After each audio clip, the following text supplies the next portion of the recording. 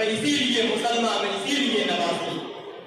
فن خطابت کے حصول سے ہمارا مقصد دین کی خدمت اور اسلام کی سربلندی ہے۔ تو حضرات، اس کا نمونہ پیش کرنے کے لیے میں پہلے متعین کی حیثیت سے دعوت دینا چاہوں گا محمد عثمان متعلم درجہ فاضل کو کہ موضوع تشریف لائیں اور خطابت کا مبارک سلسلہ آغاز کریں۔ تراز کل فقہ ہے اپنی آنکھوں پر آیا ہو جا، تراز کل فقہ ہے اپنی آنکھوں پر آیا ہو جا، خودی کا راستہ ہو جا، خدا کا ترجمہ ہو جا۔ موصوف دائی صاحب۔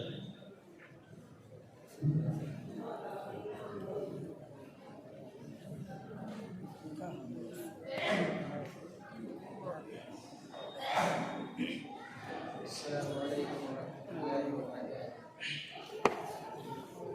نحمده ونصلي على رسوله الكريم، أما بعد، أعوذ بالله من الشيطان الرجيم، بسم الله الرحمن الرحيم۔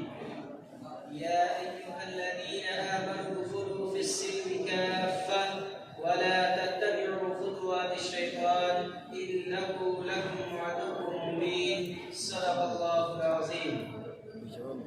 اب یاد آیا اے یا رجانا اسنا مرادی میں، اب یاد آیا اے یا رجانا اسنا مرادی میں، کہ کفن دینا فقط بھولے ہم تیری شادی میں۔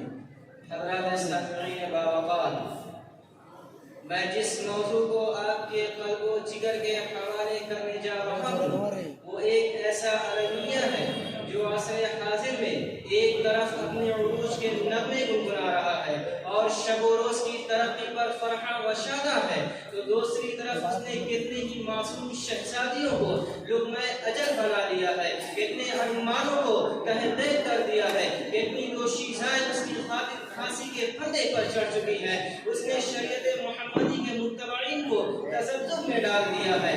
وہ موضوع ہے شادی یا سودے بازی۔ معزز سامعین، جب ہم شریعت مطہرہ اور قرآن و احادیث کا بغور مطالعہ کرتے ہیں اور تعلیمات نبی کو اپنی عملی زندگی میں ڈھالتے ہیں تو یہی معلوم ہوتا ہے کہ اس مقدس ذات گرامی کی لائی ہوئی شریعت کی ہر تعلیم میں کوئی نہ کوئی حکمت، کوئی نہ کوئی راز ضرور پوشیدہ ہے، اگرچہ ہماری ناعاقبت اندیش عقل اس کا احاطہ نہ کر سکے، کیونکہ شریعت میں بہت ساری چیزیں ایسی ہیں جن کے سامنے انسانی عقل جواب دے دیتی ہے۔ یہی وجہ ہے کہ جوہلا کا خاصا طبقہ دینی معاملے میں عقل کو دخل دے رہا ہے۔ اگر انہیں کوئی شرعی قانون عقل کے موافق نہ ملے تو اس پر عمل پیرا ہونے کے لیے تحقیق و تفتیش کا سہارا لیتا ہے۔ اگر اس پر بھی نتیجہ عقل کے خلاف ہوتا ہے تو ہر دھرمی اور ضد کی بنا پر وہی کام کرتا ہے جس کی عقل اجازت دے رہی ہے، مگر نظر اس کے کی وہ وعیدوں کی طرف متوجہ ہو۔ اسی عقل کی دخل اندازی کے سبب شریعت مطہرہ کا جنازہ نکلتا جا رہا ہے جس کے ذمہ دار نفس پرست عوام ہیں۔ کرم حاضرین، اسلام نے شادی کو ازدواجی زندگی اور باہمی تعلقات کو استوار رکھنے کے لیے وضع کیا ہے جس کے ذریعے ایک دوسرے کے حقوق آشکار ہوتے ہیں۔ یہی وجہ ہے کہ شادی شدہ انسان اپنی ذمہ داریاں محسوس کرنے پر مجبور ہو جاتا ہے، نیز اسی سے ایک جائز نسل کے توالد اور تناسل کا تصور کیا جا سکتا ہے، اسی سے غیر اجنبیہ کو اپنی زندگی کا ہم سفر بنایا جا سکتا ہے، اسی کے دم قدم سے عالم رنگ و بو کی بقا ہے، اسی سے ایک نصف ایمان کامل ایمان ہونے کا شرف حاصل کرتا ہے۔ لیکن آج یہ اپنی بدقسمتی پر ماتم گناہ ہے اور زبان حال سے یہی کہہ رہی ہے کہ اے اس دنیا رنگ و بو میں زندگی بسر کرنے والی نسل لو، تمہیں کس حرص و طمع نے میری شان و شوکت، عظمت و وقار کو صفحہ ہستی سے نیست و نابود کرنے پر مجبور کر دیا؟ آخر میرا قصور کیا ہے جبکہ میں نے تمہارے سامنے اس کے سلوک اور اخلاق و کردار کا اعلیٰ نمونہ پیش کیا تھا؟ میں نے تو تمہیں اسی سانچے میں ڈھالنے کی کوشش کی تھی جس کو تمہارے نبی نے معمول بھی بنایا تھا، جس کو صحابہ کرام نے اپنی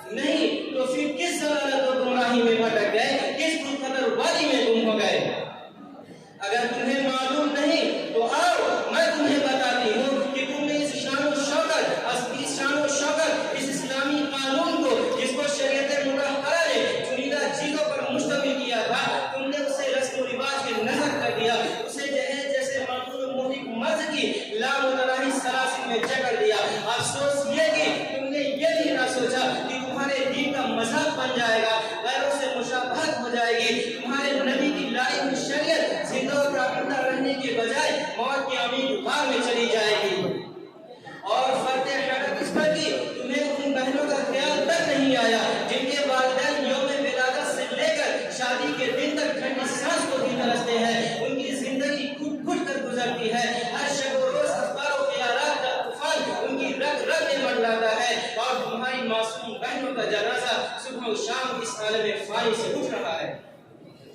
میں پوچھنا چاہتا ہوں کہ یہ بیٹیاں حضرت حوا کی نسل سے نہیں تھیں؟ کیا یہ شہزادیاں حضرت فاطمہ، حضرت رقیہ، حضرت ام کلثوم، حضرت عائشہ صدیقہ رضی اللہ تعالیٰ عنہا کی جنس سے نہیں تھیں؟ اگر تھیں تو تمہیں حضرت فاطمہ کے جہیز کا واقعہ یاد نہیں آیا جن کے بے پناہ عاقلہ متدبرہ ہونے کے باوجود، حضور کی لاڈلی اور چہیتی ہونے کے باوجود آپ صلی اللہ علیہ وسلم نے اپنے صاحبزادی کو جو کچھ جہیز دیا وہ چنیدہ اور ممتاز اشیاء پر مشتمل ہے، جو تکلفات اور جبری اقرار سے یکسر خالی ہے، جس میں نہ مطالبات کی لمبی فہرست ہے اور نہ ہی مشکلات کا کوئی سامنا۔ گویا یہ ایک مسافر کا سامان سفر ہے جس کا وہ اپنے سفر میں حیرت مند ہے۔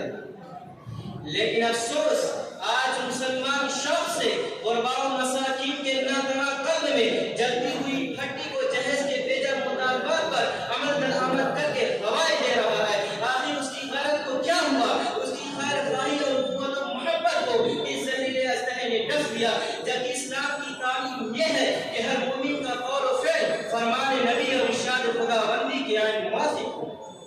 اس لیے آج ہر مسلمان پر یہ ذمہ داری عائد ہوتی ہے کہ وہ اپنے معاشرے کو طریقہ نبی پر ڈھالے اور طریقہ نبی پر ڈھالے اسی لیے، اور اللہ تعالیٰ سے دعا ہے کہ اللہ تعالیٰ ہم سب کے معاشرے میں شریعت کا بول بالا کرے، آمین۔